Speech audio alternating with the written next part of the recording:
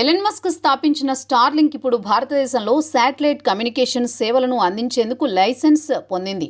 Department of telecom నుంచి licence పొందిన ఈ సంస్థ భారత్లో ఇంటర్నెట్ సేవలు అందించేందుకు సిద్ధమైంది. దీంతో స్టార్లింక్ డాట్ నుంచి లైసెన్స్ పొందిన మూడో కంపెనీగా నిలిచింది. దీని ప్రకారం ఈ సంస్థకు 15 నుంచి 20 రోజుల్లో ట్రయల్ స్పెక్ట్రమ్ లభిస్తుంది. అంటే త్వరలో భారత్లో శాటిలైట్ ఇంటర్నెట్ సేవలు మొదలు కానున్నాయి. ఈ నిర్ణయం భారత్లో ఇంటర్నెట్ కనెక్టివిటీని విప్లవాత్మకంగా మార్చనుంది. ప్రస్తుతం భారత్లో అభివృద్ధి చెందుతున్న ప్రాంతాల్లో ఇంటర్నెట్ సేవలు అందుబాటులో ఉన్నాయి.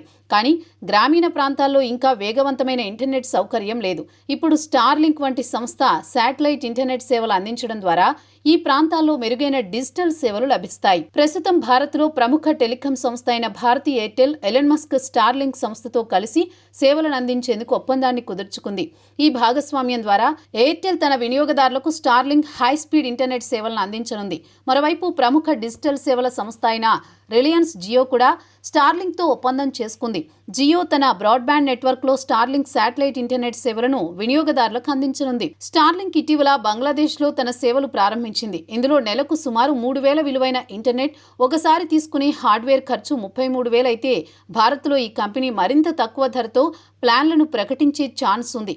విశ్లేషకుల ప్రకారం స్టార్లింక్ $10 కంటే సుమారు 840 కింద ఒక ప్రమోషనల్ ధరతో అన్లిమిటెడ్ డేటా ప్లాన్లను అందించనుంది. దీని ద్వారా కంపెనీ తన వినియోగదారుల బేస్ను త్వరగా పెంచుకోవాలని, 10 మిలియన్ సభ్యులను లక్ష్యంగా పెట్టుకుని ఇంటర్నెట్ సేవలను అందించాలని చూస్తోంది.